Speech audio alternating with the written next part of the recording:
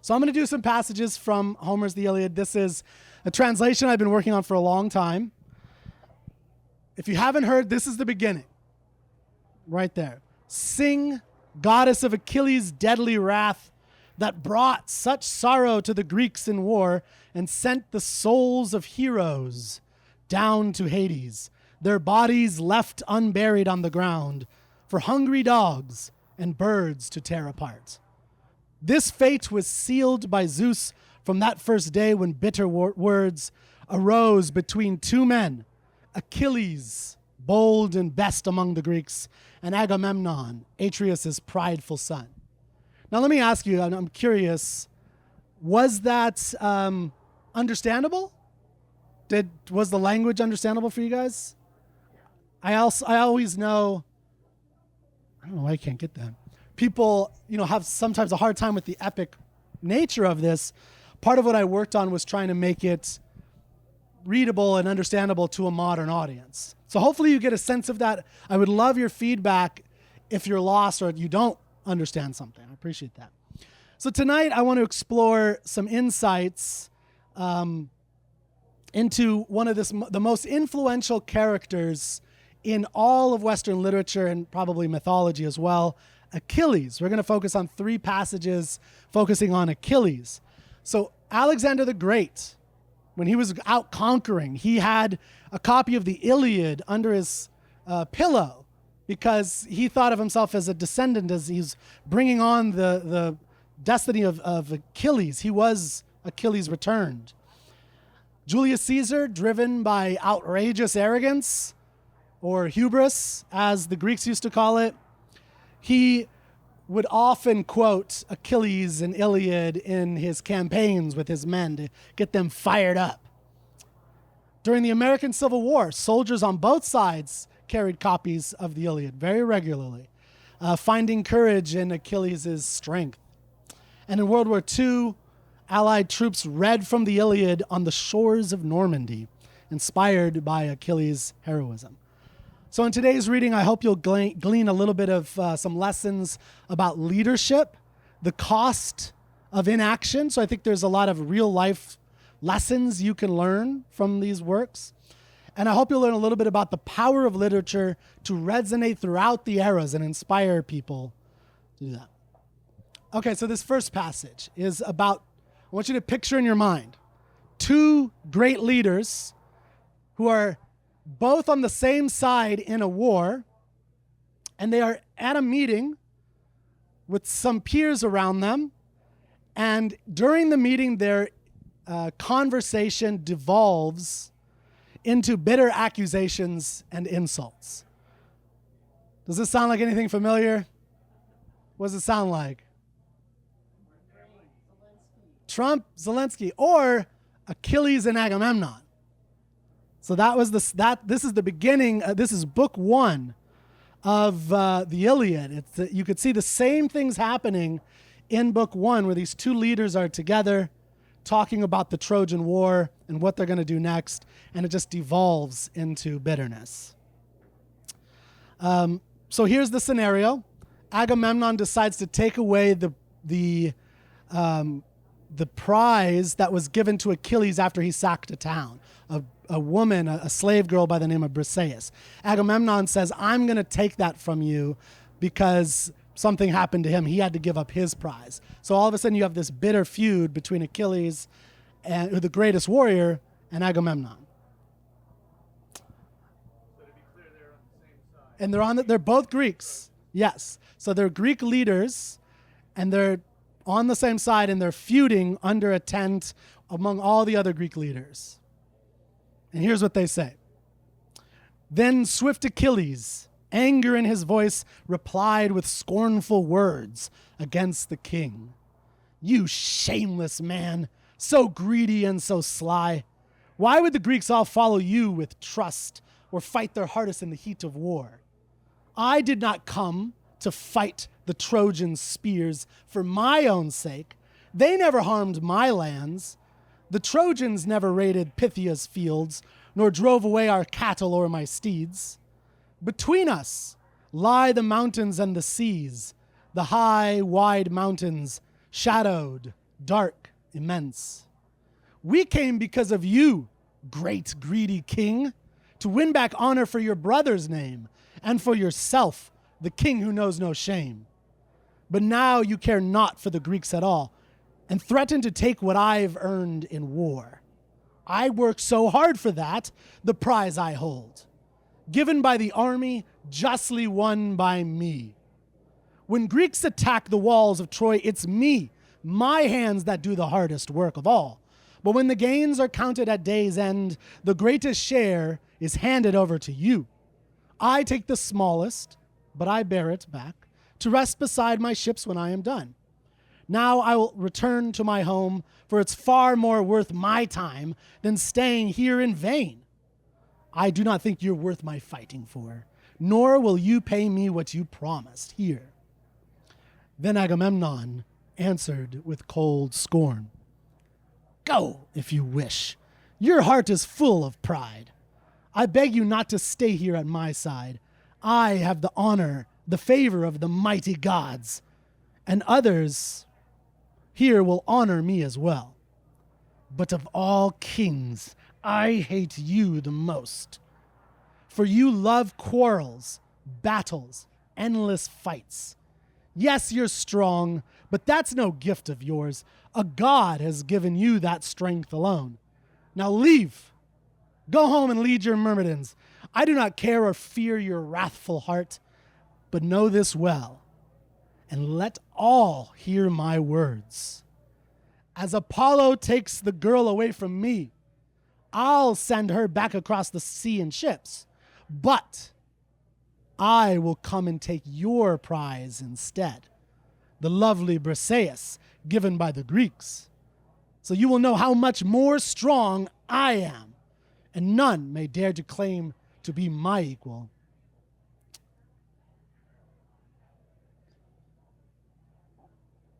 I'm actually going to skip down to where it says, but still. So I'm going to skip a couple stanzas. But still Achilles' anger had not cooled. He faced the king and spoke with biting words. You wine-soaked fool, with shameless dog-like eyes and heart as soft and timid as a deer. You care not for the wars on open fields, nor ever join the fights with brave Greek men.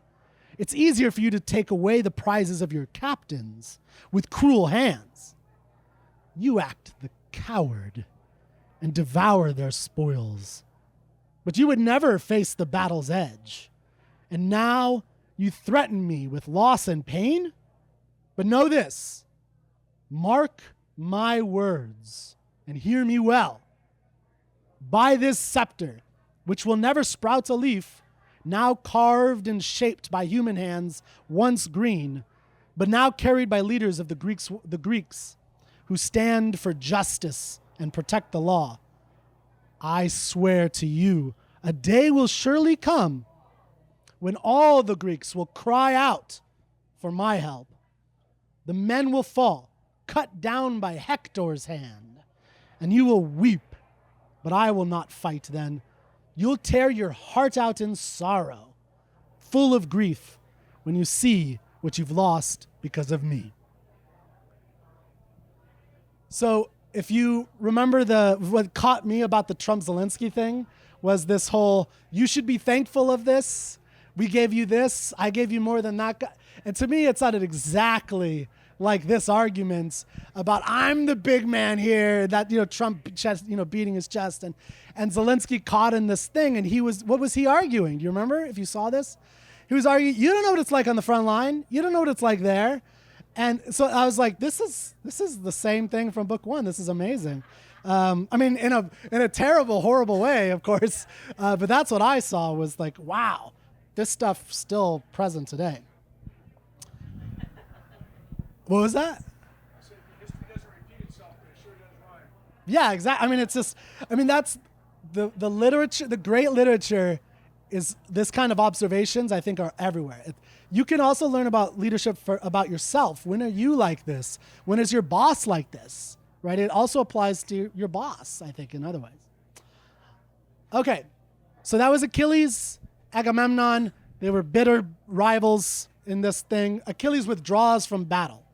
So we're going to jump way ahead. So we're skipping 17 books. And we're jumping all the way to book 18 or chapter 18. And this is Achilles' lament. So Achilles has withdrawn from battle. So the Greeks are still going after Troy. They're at Troy, and they're trying to sack it. But the battle is not going well for them now that Achilles has left.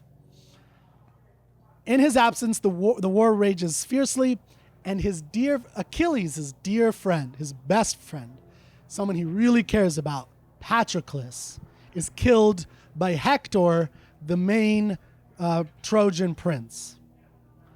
So Achilles is now confronted, this is what we're about to read, by the devastating loss of his closest friend, so he must face the painful consequences of his choice not to fight. So he chose not to fight. There's these consequences. Now it's hit him home, his consequences to him. Okay. While Achilles wrestled in his troubled heart, Antilochus came in tearful grief. He cried aloud, delivering his news. "O son of Peleus, how can I bring such dreadful tidings to your noble ears? Oh, how I wish this evil were untrue. But Patroclus is dead, your dearest friend, and now they battle for his lifeless form, while Hector wears his armor proudly still." Then as he spoke, a heavy cloud of grief descended upon Achilles' anguished soul. With both his hands he scooped the dusty earth, then poured it over his head and handsome face. His shining robe was darkened by the ash, and on the ground he stretched his mighty frame, grieving, tearing at his flowing hair. The captive women who had fought by him cried out, for sorrow gripped their tender hearts. They ran to him and circled all around, beating their chests, their strength undone by grief. But Antilochus, close by, shed his tears and clutched Achilles' hands to hold them fast. He feared the man might harm himself with steel. Achilles roared, a sound that reached the sky, and deep beneath the sea his mother heard, seated beside her ancient father there. She cried aloud, and all her daughters came. The nymphs who dwelt beneath the rolling waves poured in, their arms of sea blue stretched so wide. They rushed from depths below in grief and haste, their arms outspread to join her mournful cries. The mighty cave was filled with wailing sounds, and Thetis, that's Achilles' mother, led the chorus of her pain. "O sisters, hear the sorrow in my heart. You know the tragic fate that I must bear. Cursed am I, so cursed to have a son, so brave, so strong, the very best of all. He towered like a mighty oak, so tall. But now I know he will not come back home. I sent him far to fight the Trojan war, and now he shall not walk these halls again. As long as he still sees the light of day, his heart must bear a burden harsh and deep. And nothing I can do will ease his pain, but I must go to him and share his grief, and learn what has driven him to woe." Thus speaking, Thetis left the gleaming cave, and all the weeping nymphs walked close beside, while crashing waves accompanied their march. They soon arrived at Troy, the distant shore, where the Myrmidons' ships were tightly packed around the resting place of grieving Achilles. His heavy sighs still filled the air with grief. His mother knelt beside him, clasping his head, and cried aloud in soft yet sorrowed tone, "My son, why do you weep? What pain assails? Speak now, don't hide it deep within your breast. Zeus has fulfilled the wish you once declared, when you prayed that all the Greeks should bear great suffering and that you would fight for them." But Achilles, swift of foot, then groaned aloud, "Mother, 'tis true. Zeus granted my request. Yet what joy comes when my dearest friend, Patroclus, whom I cherished above all, is dead, and I shall never see his kindly face. And Hector, He has plucked from off the field the armor of my friend, so bright and bold. That wondrous gift the gods once gave our sire, on that long day when you, my mother, wed. Had you remained among the gods that day and wed a man who lives eternally, you would not share this endless, bitter grief. The sorrow of losing me ere my time, for I will die, as did my dearest friend. And never will I find my way back home. While Hector lives, no peace will grace my heart, till I have struck him down and Troy falls, and Patroclus' death is avenged at last. Then through her tears his mother softly wept and whispered, "Yes, my son, it is so true. Your life will end in sorrow, far too soon. For once you slay proud Hector, death draws near." Achilles, swift of foot, then sighed in pain and answered with a voice both sharp and sad, "I wish I had died with him upon that day. For I could not protect him as he fell. He died so far from home, from life, from love, and I was left too distant to wield a spear. Shield him from that cruel hand of fate.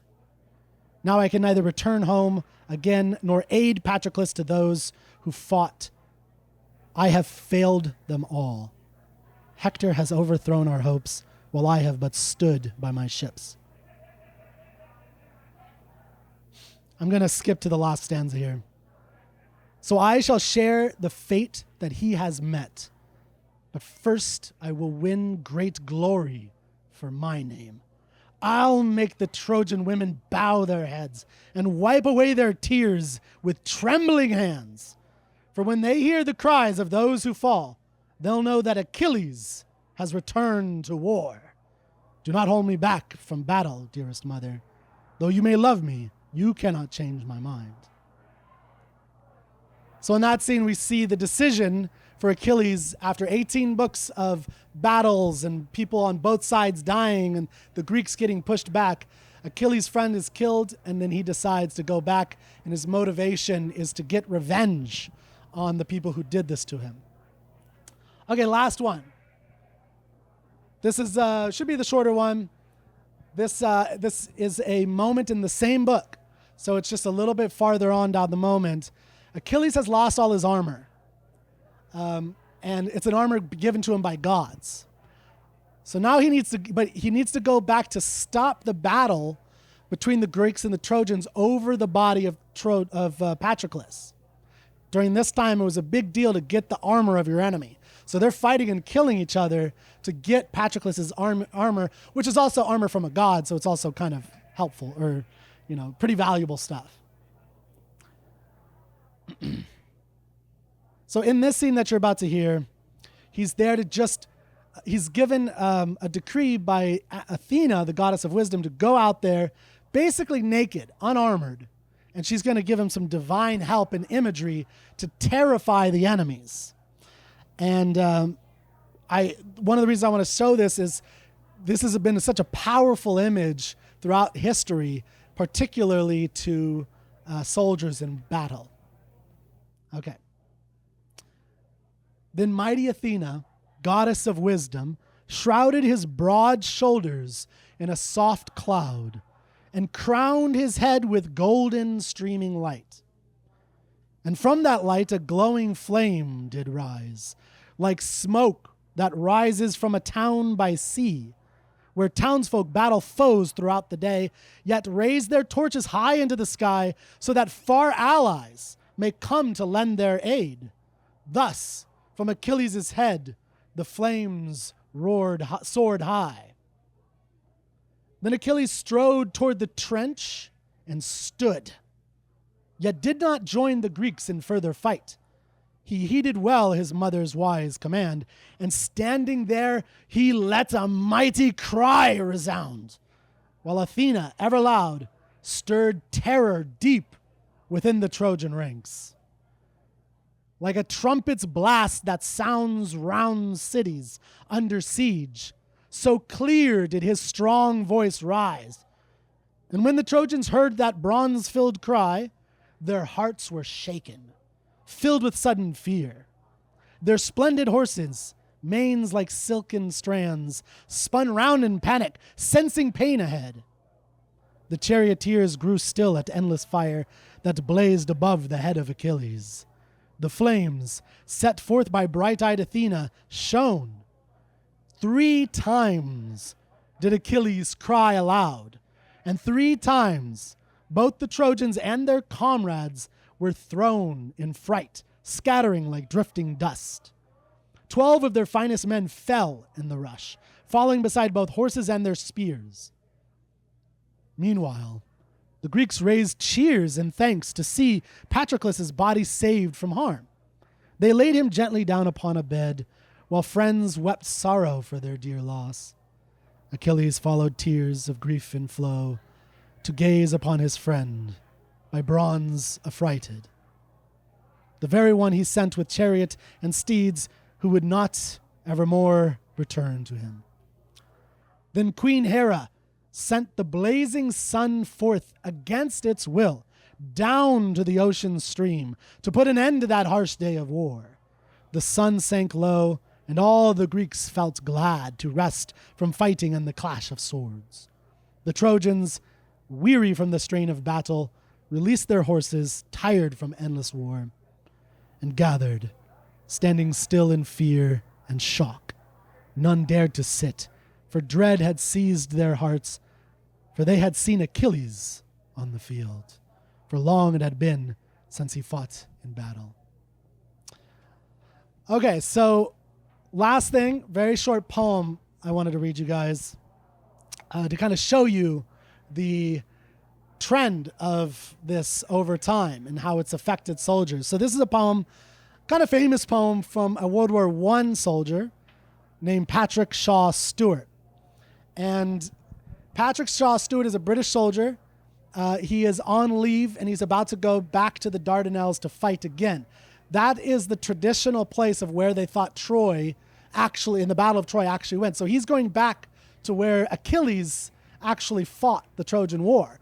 And this is in World War I. It's a real thing, that real place where they were fighting. So he's, in the poem, he's drawing some similar symbols and images from this to give him courage to go back into battle, because he's going to have to go in 3 days. So again, short poem, and we'll end with this. I saw a man this morning who did not wish to die. I ask and cannot answer, if otherwise wish I. Fair broke the day this morning against the Dardanelles. The breeze blew soft, the morn's cheeks were cold as cold seashells. But other shells are waiting across the Aegean Sea, shrapnel and high explosive, shells and hells for me. Oh, hell of ships and cities, hell of men like me, fatal second Helen, why must I follow thee? Achilles came to Troyland, and I to Chersonese. He turned from wrath to battle, and I from 3 days' peace. Was it so hard, Achilles, so very hard to die? Thou knewest, and I know not, so much the happier I. I will go back this morning from Imbros over the sea. Stand in the trench, Achilles, flame-capped, and shout for me. There we go. So hopefully you got a little bit something out of that. Hopefully it was readable. You can tell me afterwards. We don't have to do Q&A or anything. I'd be curious if you thought it was readable. But that's some passages from the Iliad, and I hope you enjoyed that. So thank you so much. Thanks.